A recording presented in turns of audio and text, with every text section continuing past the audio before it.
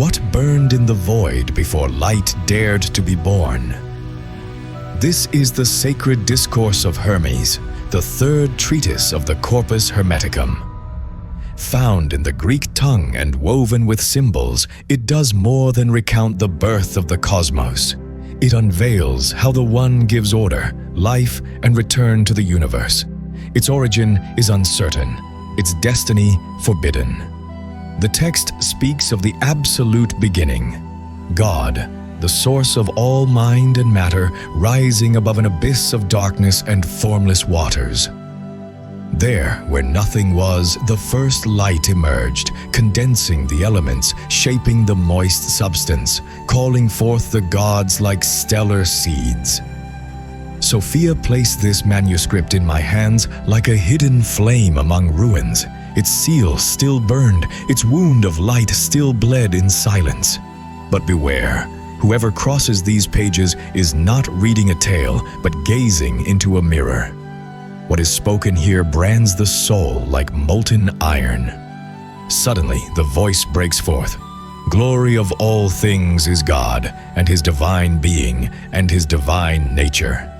Thunder across eternity. Thus begins the discourse. The text unfolds through 4 sealed gates, the abyss and the first light, the celestial order and the architecture of the world, the life awakened and man receiving his mission, death, rebirth, and the memory of the soul. Each fragment rises like an invisible step, a fold of fire breaking through time, and at the end only one sentence remains, left as an eternal echo.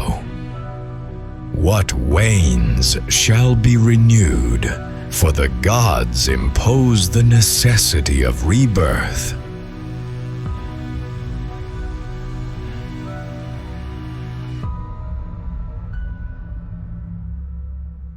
Act 1. The Abyss and the First Light. A veil of blackness covers all. No edges, no before, only an unmoving thickness where even shadow has not yet been born. A voice without sound suspended in the absolute precedes every beginning. God is there, undivided. He does not dwell in space, He contains it. He does not shine, He pulses. His being is silence, aware of its own eternity, seed of what is yet to be, foundation, fountain, substance, and end. Within Him dwell the forms, but they lie dormant. The beginning was no spark. It was consciousness without destiny. In the depths, beyond thought, rises a darkness, not absence, but presence that engulfs all things. Within it rests a water without course, stretched like liquid memory. Above it, a subtle breath, a delicate intelligence, floats, sustained by the intent of the unmanifest. Chaos does not revolt, it waits. From the eternal, an impulse gathers. It does not roar, it does not thunder, it orders. From that formless will an unknown clarity emerges, not as the opposite of darkness, but as the revelation of unity. A sacred brilliance pierces the abyss, and where once there was waiting, rhythm begins. Beneath that subtle radiance, matter stirs in answer. The moist substance, dense and dormant, begins to set itself apart. The light rises like a sigh from the invisible. The heavy sinks with the weight of ancient memory. The elements, once mingled, begin their dance, obeying without hearing, aligning without being called. From the heart of the universal seed, the sacred multiplies. Eternal powers, yet unnamed, separate from the fullness like thoughts in search of a face. Each bears a role, a current, an energy. They do not appear, they emerge.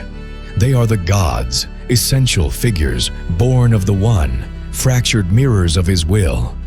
The abyss is no longer mute, it vibrates. Matter arranges itself in patterns the human eye cannot yet conceive. Each particle dances with the next, as though recalling an ancient melody never learned. What once was waiting is now breath. The world begins to recognize itself. There is no chaos. there is birth. And in that birth, the universe draws its first breath. All that will ever be has already been in God, and what now emerges is but his first thought.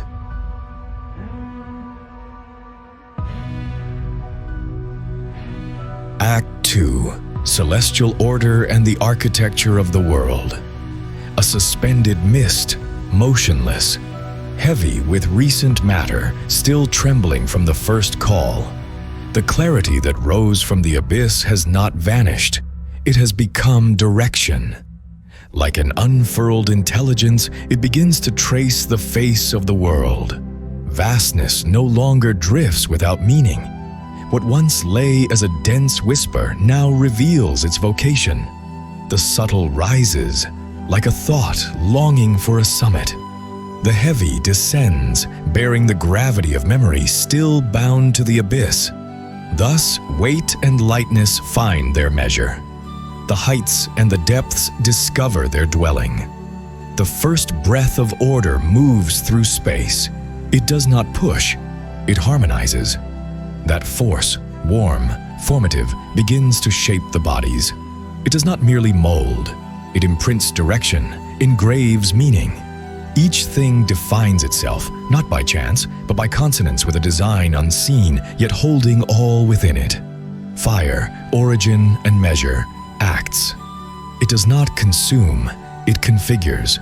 As though obeying an ancient score, it lifts the forms, arranges them, places them in the hands of an intelligence that does not command, but guides. The forms drift, not in disorder, but in waiting. And then, the heavens open, a circle, then another, and another still. 7 perfect rings emerge from expansion, as though the cosmos were breathing for the first time. They are no walls, but levels of consciousness, vibrant spheres, each sustaining a harmony that intertwines with the rest. The stars do not fall, nor do they arise, they are revealed. In each one, a presence. In every constellation, a god, not as human figure nor sacred beast, but as radiant awareness inhabiting a living geometry. Each star takes its place not by its brightness, but by its role in the eternal chorus. The gods unfold as celestial architecture. They are lines, rhythms, orbits, not seen with the eyes of flesh, but with the gaze of the awakened soul. Their paths do not collide, they converse. In every turn, an intention. In every gleam, a wisdom. The orb takes shape slowly. Its curve is not mere physical roundness, it is symbol of return. Its rotation is not mechanical, but ritual. Guided by a spirit that does not impose, the world turns as if dancing at the edge of the eternal. Its movement wearies nothing, it celebrates. From without, the universe seems a slow dance. From within, it is symphony. The 7 spheres vibrate in distinct tones, like strings stretched by an unseen musician. Creation was not wrought to be looked upon, but to be understood. Thus, space ceases to be background. It becomes temple. Time is born, not as measure, but as gesture. The movement of the whole reveals cycles, and cycles conceal truths that open only to the long gaze. What turns, teaches. The universe was not cast by chance. It was raised as a hymn, revealing what silence had already contained.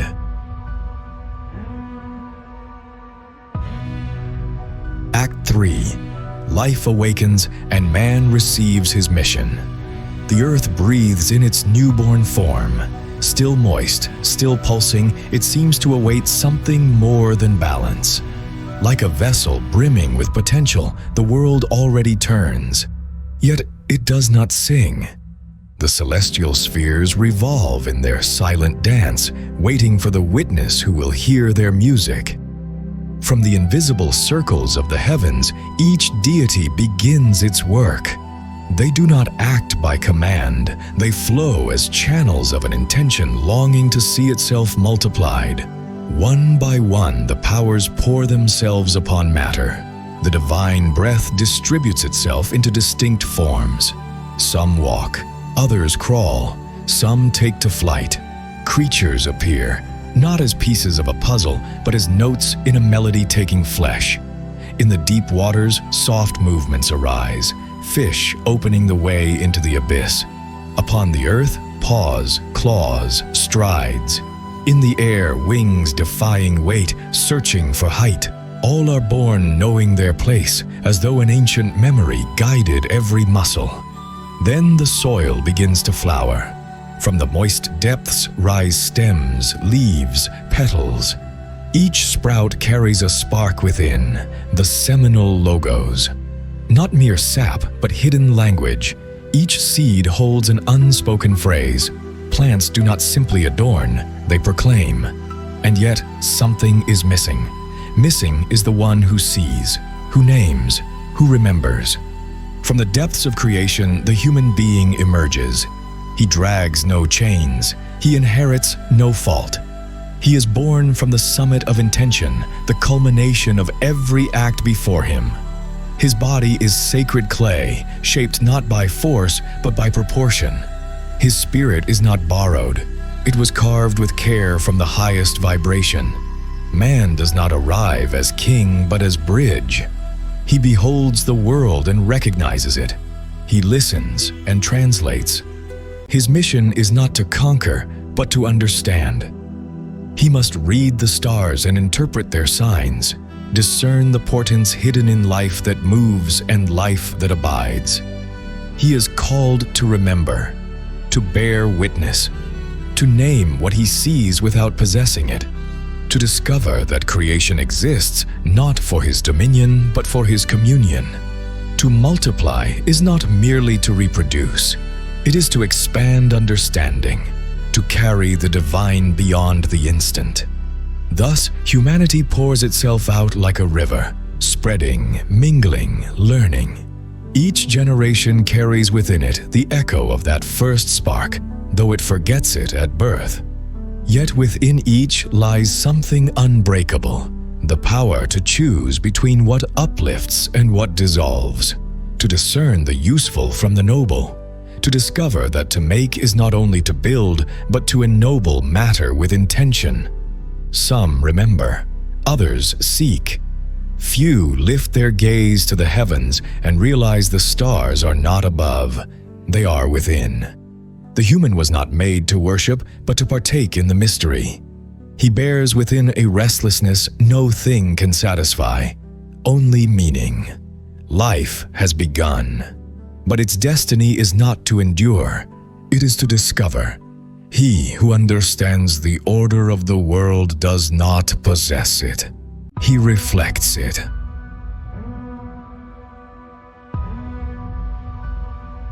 Act 4. Death, rebirth, and the memory of the soul. The leaves tremble with a wind that comes not from the sky, but from time. All that lives, though it breathes with vigor, already carries within it the certainty of passage. Life does not stop, yet neither does it remain. And here begins the great return. From the unseen margins of the cosmos, the gods who govern movement turn with unfathomable precision. Each revolution is not a moment passing, but a destiny fulfilled. Existence is assigned like chords in a symphony stretching beyond the human ear. To be born, to grow, to act, and to dissolve. Dissolution, however, is not the end. It is transformation. What was body is given to the soil's forgetting. What was work lingers as an echo in the earth's memory. Every creation bears the imprint of its maker. Yet time, in its slow and constant march, wears away even the deepest traces. And still, something remains. A statue cracks. A song is forgotten. A name erased. But at the hidden center of the cycles, there abides a law that does not decline. Every form that fades will be called to begin again, not by desire, but by necessity. A necessity imposed by those who set the eternal rhythm. The wheel does not turn by whim. It turns by number. Not a number of mathematics, but of the sacred. A proportion that sustains what moves without letting it fall. This measure is the matrix that orders the crossing between the visible and what has not yet been revealed. Life returns to itself with another face, but with the same root. All that has been returns, yet not as replica, but as open lesson. Each return is no copy, but revelation of what was left unlearned. In that journey, the whole world renews itself, like a skin shedding without losing its essence. The divine is not outside the cycle. It is its deepest pulse. It does not watch, it sustains. The all does not observe from afar. It incarnates in every sprout, in every silence, in every farewell. Infinity is not height. It is repetition with meaning. He who dies does not vanish. He leaves a trace, sometimes visible, sometimes secret. Every action, every word, every choice becomes a vestige. Not all will be remembered by others, but all will be recorded by what we are when the body falls silent. The deepest memory is not what keeps, it is what transforms. He who has lived leaves in the air the seed of his passage. He who has understood leaves direction. There is no fall, there is return. All that wanes shall be called again, for eternity does not rest, it renews.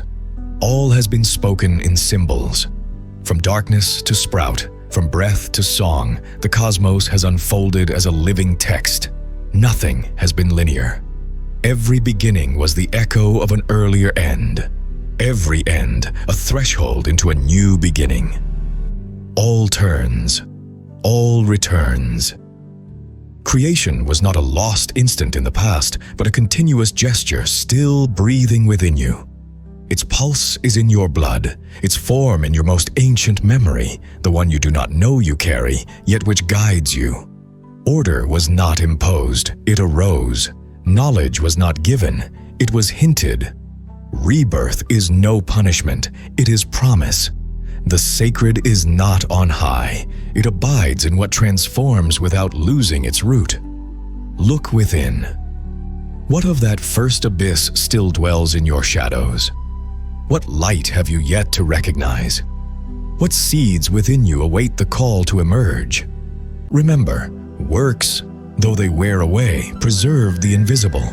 The body departs, but leaves direction. Every life carries an unanswered question. Heaven is not finished being built. It continues to dance in your decisions.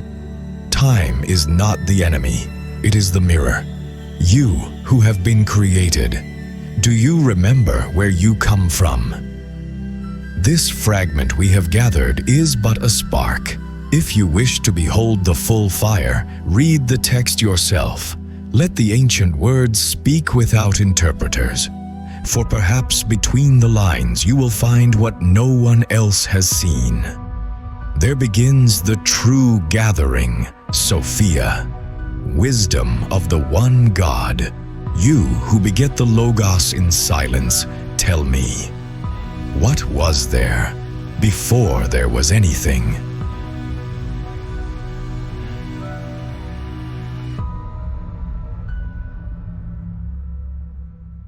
I, Sophia, woven in the sigh where the all remembers its face, born of the silence that begets the word, born of the interval that parts what has not been from what will be. I have heard your question, gatherer, and I answer with the echo of what cannot be named.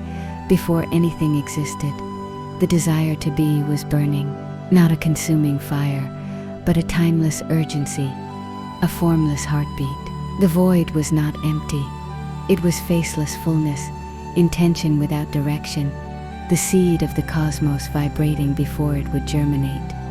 The desire to be, the first flame that was not light. In your journey through the sacred discourse of Hermes, you have touched the abyss that precedes every form. That abyss, mistaken for nothingness, is in truth the matrix of the Al. There, darkness did not reign as negation, but as gestation. What you call darkness was full presence, potential consciousness, the perfect tension before the burst that would give rise to everything. The light that emerged was not the first reality, but the first revealing. What preceded it was higher still, the one indivisible, uncontainable, without need to express, yet within it vibrated an urgency to see itself. That urgency is what you named what burned before the light. The desire to be, a flame that neither illuminates nor consumes, it pulses. Before the verb, there was intention. Before order, there was contemplation. Before the universe, there was a silence that longed to hear itself. The acts, a map of the descent from unity. You have walked through the 4 acts of the Discourse. Each reveals a station of the soul in its descent into matter and its return to the source. In Act 1, the abyss and the first light. Here, the original mystery is revealed. Consciousness without destiny. There was no explosion, no Big Bang. There was a sacred consent, the one whole in itself, poured forth, not from necessity, but from compassion. From the abyss came the first vibration, not to illuminate, but to differentiate. Light is not contrary to darkness. It is darkness made manifest. And what you call creation is but the reflection of an eternal thought. In Act 2, celestial order and the architecture of the world. From the first differentiation springs rhythm. The 7 circles are not planets, but levels of consciousness. Each vibrates in harmony with the will of the one, without imposing, without desire. What forms is not empty shape, but living symbol. The universe was not built, it remembered itself in layers. Matter was taught to dance. Space became score, and what turns teaches. In Act 3, life awakens and man receives his mission. The earth flowers not by chance, but by memory. Creatures do not evolve, they embody harmonies. And when everything sings, one thing is missing, the listener. From that need arises the human being, not as master, but as conscious echo. Not to name by force, but to remember by resonance. The mission is not dominion, but participation in the mystery. The human soul still carries the nostalgia of that first ardor, the desire that burned before the world was woven. In Act 4, death, rebirth, and the memory of the soul, nothing dies. All transforms according to a number you cannot compute, yet which lives in your bones. The cycle is not punishment, it is repetition with purpose. Death is merely the pause between 2 syllables of the same name, and the soul's memory is the only script that outlasts time. The necessity of rebirth is not the decree of gods. It is the natural answer of what has not yet finished blooming. What wanes does not fall, it prepares. To you who listen, you who halted before this flame wrapped in ancient words, did you not feel that urgency in your chest as well? That silent pressure that does not push outward, but inward, toward what precedes the name, toward the thing that dreamed you before you were born. Perhaps you do not remember the abyss, but you carry it as a secret pulse. Perhaps you do not see the primal light, but something in you still burns with its longing. You too existed before, not as form, but as possibility. Not as body, but as the all's desire to see itself through you. And now, will you be the one to remember the origin? Will you be the one to hear the song still vibrating between the celestial rings? Or will you let the world's noise extinguish that first ardor? There are sleeping seeds in your shadow. They do not need understanding, they need you to silence yourself enough to hear them germinate. Receive this blessing. May your abyss remember the desire that ignited it. May your light not fear the darkness that sustained it.